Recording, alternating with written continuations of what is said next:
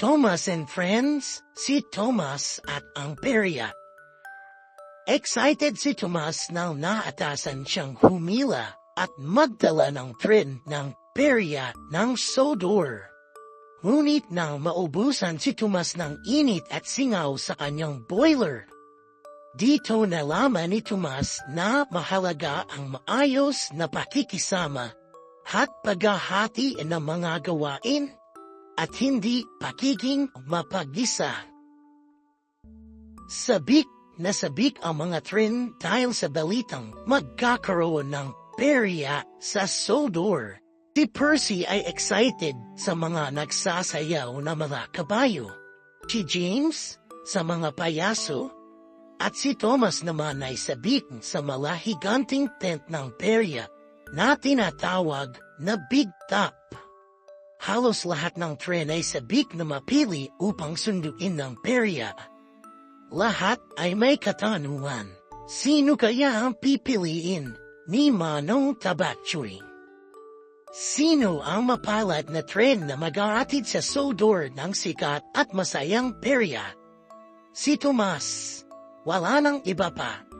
Laking saya ni Tomas nang maharating sa kanya ang balitang ito.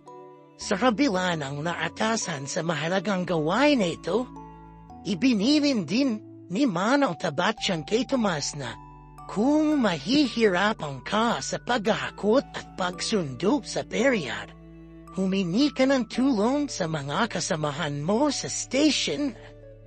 Madiin na opo lamang ang sinagot ni Tomas at sabik na inihanda ang kanyang sarili at mga gamitan. Sa wakas, dumating si Tomas sa pier upang sunduin ang mga kinatawan ng perya. Isang tren ang hahataking ni Tomas. Si Cranky at Salty ay masinsin at maayos na naisalansan at naipila na ang mga laman nito. Ang mga hayop gamitan at ang mga tauhan sa perya ay nakahanda ng umalis pagdating ni Tomas. Lalo niya itong kinasabikan at dali-dali kinabit ang tren ng perya upang umahatid na ito sa venue.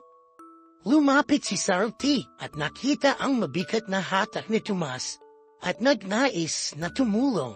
Subalit masayang tumulong si Tomas na kaya niya ang gawain nito. Ito ay dahil gusto niya na masolo ang paghatak sa tren ng perya. Dali-dali nilisan ni Tomas ang pier at ang tren ng perya. Buong lahas na itong iniusad papunta sa ignatang pagtatayuan nito. Nais ni Tomas na purihin siya. Sa isang job well done ni Manong Tabachoy. Labis na kinatuwa ni Tomas ang pagsalubong sa kanya ng maraming tao sa bawat stasyon na kanyang madaanan. Gayon din sa mga kabahayan at kanayunan. Hindi niya inalintana ang bigat na kanyang hinahatak. Di naglaon na kasabay niya si Percy. Nag-alok si Percy ng tulong kay Tomas. Nakita niyang mabigat ang hatak na tren ni Tomas. Mariin na tinanggihan ito ni Tomas at masayang nagpatuloy sa kanyang lakbay. Si Percy na excited din sa perya ay malungkot na iniwan ni Tomas.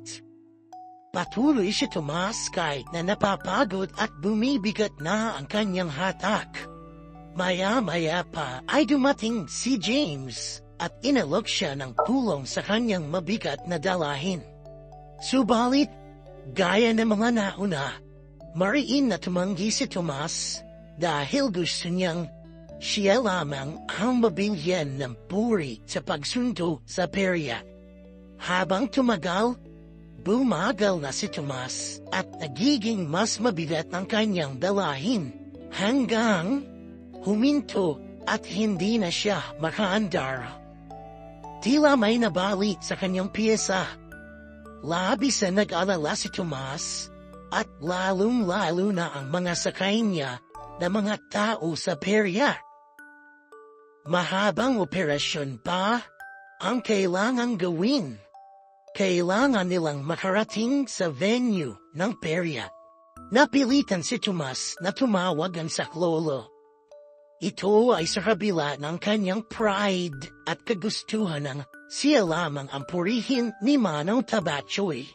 Maya-maya pa, dumating si Percy, dumating din si James. Masaya siyang tinulungan at itinulak papunta sa venue ng perya. Dito natutunan ni Tomas na wag laging magpabibo at magpaepal sa amo. Hindi lahat ay kaya mo at hindi ka laging bida. Natuturan din niya na hindi siya ang magmamana ng kumpanya. At hindi siya anak ni Manong Tabachoy para maging favorite nito. At mula noon, hindi na naging pabida si Tomas. Naging mabuti siyang co-worker.